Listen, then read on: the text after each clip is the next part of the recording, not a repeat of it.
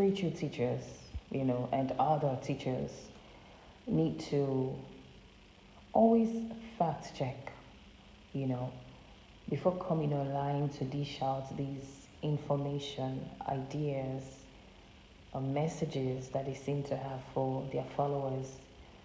And I'm thinking in every aspect of life, right? But I just want to focus on the spiritual right now because you see, a lot of times I've seen spiritual leaders, both in the religious aspects and outside the religious aspects, come online and give teachings that are very faulty, highly faulty messages, messages that could be very detrimental to people's lives, whether the marriages, spirituality, choices that they could make. I've listened to some of them and I'm like, why is a human being saying this to their congregation? I feel like it's probably important to always check it, right? Test it spiritually. Check where that message is coming from. Is it the Spirit of God really giving you a message for God's people, or is it a message that you have gained from your personal mindset, from your personal experiences, and then you just think it is right and you come online and give it to the people? Honestly, I feel like some teachers, spiritual teachers, should stop teaching about marriage or relationship.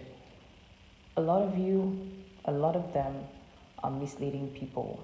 A lot of them are teaching marriages that are giving messages that make marriage look like slavery. Somebody watching this may not like what I'm saying right now, but this is what I have to say, and it's from my observation. Yes, it's from my observation. And yesterday, I came across a video from a lady. She was talking about something, like one of the conversations I'm usually interested in. So just popped up on my FYP. But when I listened to her, I was almost confused, I must say, because I was like, where is this coming from? What's she talking about? I had to forward the video to somebody I knew I could trust their opinion on issues like that. And then they confirmed that all of that was just BS, like BS.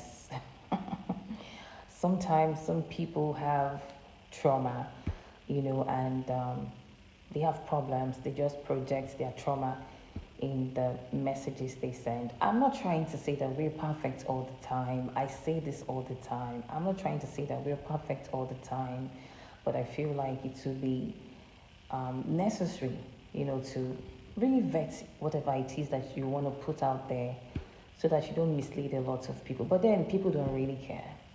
Yeah, sometimes people even do these things deliberately to get attention, get views, perhaps get paid, and it really doesn't matter how many people's lives are ruined just so you can get some attention and get some views and get some likes and get some money from it.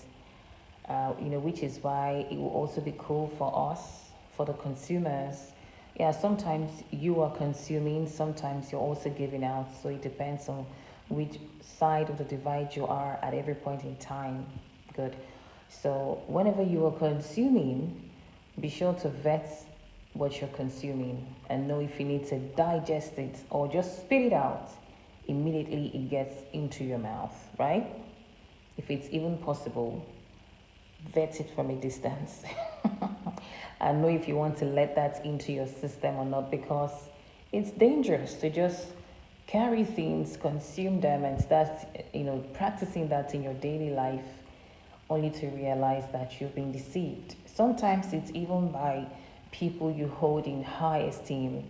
They have some elevated position and they have huge followers, and you expect that they should know what is right.